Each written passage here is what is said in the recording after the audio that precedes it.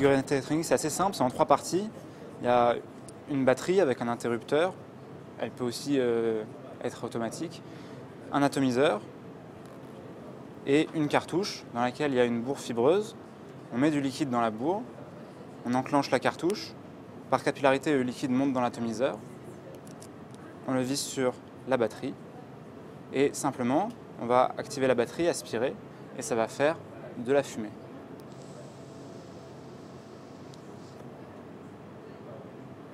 La vapeur, il y en a pas mal, le volume est assez intéressant, mais il faut aspirer plus longtemps pour avoir beaucoup de vapeur. Il y a un geste qu'il faut apprendre.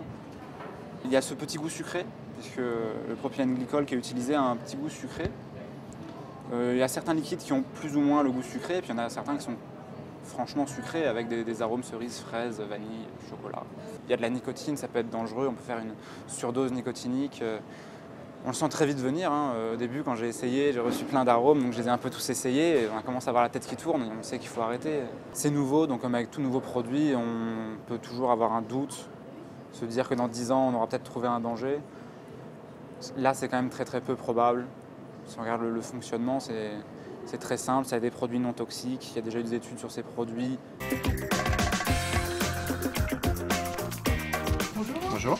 Est-ce que vous vendez des cigarettes électroniques? Oui, tout à fait. C'est sans danger. Vous avez des arômes artificiels de tabac, comme vous retrouvez dans n'importe quel produit alimentaire ou médicament. Vous avez du glycérol qui est le propylène glycol, alors qui a cette particularité d'avoir une température en fait, de mise à l'évaporation très très basse. Et c'est celui-ci qui, lorsque vous mettez en contact la solution liquide, en inspirant, vous mettez l'air en contact, en fait ça fait évaporer ce glycérol qui crée cette fausse fumée. Ce glycérol, vous le retrouvez dans un nombre de produits alimentaires, déjà dans la grande distribution, dans les sauces et des émulsionnants pour les sauces par exemple. Moi j'ai travaillé dans l'industrie pharmaceutique, ça sert comme excipient dans les sirops, dans les comprimés, dans les suspensions buvables. On peut extrapoler tout à fait les autres substituts nicotiniques avec celui-ci. Celui-ci n'invente rien, il fait juste une fausse fumée, une petite LED lumineuse. Ça ressemble beaucoup à une cigarette, c'est un peu, il y a un peu côté moral là-dessous. C'est plus du moral que du scientifique qui pourrait bloquer aujourd'hui.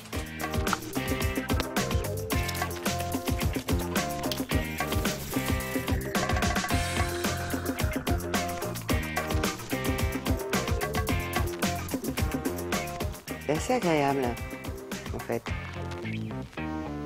C'est pas comme un médicament, c'est-à-dire que c'est pas quelque chose qui doit être vendu en pharmacie pour soigner les gens. C'est pas du tout miracle comme truc, mais le plaisir qu'on prend à vapoter va faire qu'on va dépasser le plaisir du tabac.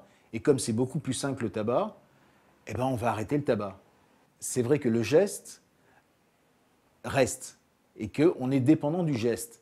Mais il y a des gens qui se grattent l'oreille, il y a tout un tas de petits gestes qu'on a qui font partie de notre psychologie. Et est-ce que c'est vraiment grave d'être dépendant de ce geste? En fait, j'avais pas vraiment décidé d'arrêter de fumer. Enfin, j'ai même pas décidé d'arrêter de fumer. J'avais envie d'essayer la cigarette électronique. Donc c'est ce que j'ai fait. 2-3 fois, j'avais plus de cigarette. Ça m'est arrivé une fois, pratiquement toute une journée, sans que ça soit pénible. J'ai fumé ça. Et l'avantage aussi, c'est que quand je fume ça, après, ça pue pas la clope.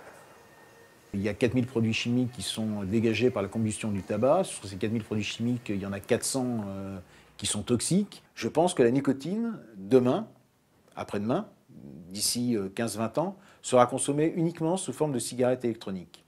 Parce qu'on a le plaisir sans avoir tous les inconvénients de la cigarette. Et le plaisir sans les inconvénients, il n'y a pas de raison que ça ne fasse pas un marché.